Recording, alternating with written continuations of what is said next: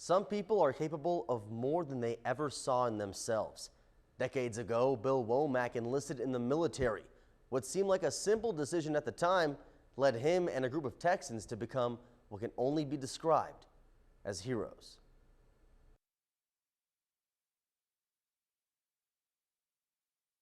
On a quiet afternoon in Midland, Texas, you could hear hands clapping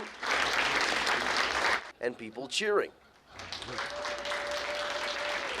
all to honor a very special man. Bill Womack is turning 100 years old this year, but that's not the reason for a celebration. I am not worthy of you. You are, sir. Yes, you are. A World War II veteran, part of the Texas Liberators who helped release Jewish prisoners from 65 concentration camps, Bill is more deserving than he gives himself credit for. Thank you for this honor, and have a good day. He joined the Texas National Guard when he was 18, just after he graduated high school. Not out of patriotic duty, but for the pay, which is about $10 a month. And back in 1938, that was a bunch. But what started out as a job quickly became much more than that. On December 7, 1941, Pearl Harbor was bombed by the Japanese military. Shortly after, Bill would become an artilleryman. He was transferred around the country for training and eventually ended up in North Africa and Europe. What he would witness there was beyond his grasp. I was appalled. I didn't think it was possible. I didn't think it existed. And I was shocked and repulsed and agitated and angered by the fact that one man would treat another man in that manner. An anger that was fueled deeper by images ingrained in his memory.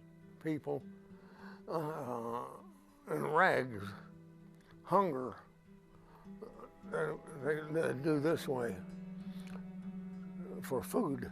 That meant we're hungry. And they were ragged, and you could count their ribs easy. Their legs were the stems. And that was, it broke my heart. Through the heartbreak, long nights, and tough days, their relentless belief in the future gave them strength. You had to have something to look forward to. So that's the way we made it. Not looking at the past, but looking forward to getting away from this mess. He was one of 488 Texans fighting to save lives, and their camaraderie helped them press on. It was the brotherhood of arms that made the difference, because they were sacrificing their young manhood with me to resolve a bad problem in the world. Despite the emotional wounds, the hope of a better tomorrow would eventually come true. I later overcome that through Christ, my preacher, and my wife, and my kids, and people like you and people like him. Bill found his faith while helping others preserve theirs. God, he was watching over me every minute. So I don't go to church every day, but I think about him every day.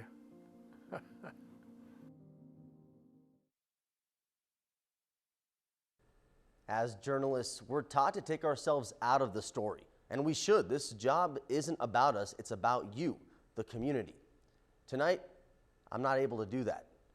As some of you may know, I'm Jewish. My grandparents are originally from Morocco.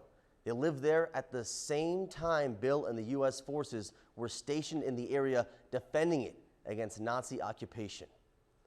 I'm not able to take myself out of Bill's story because I am a part of it. Because if it wasn't for Bill and people like him, perhaps I wouldn't be here to share this story. April is Holocaust Remembrance Month, and in honor of that, I'd like to say thank you to Bill and to all those who fought for what was right.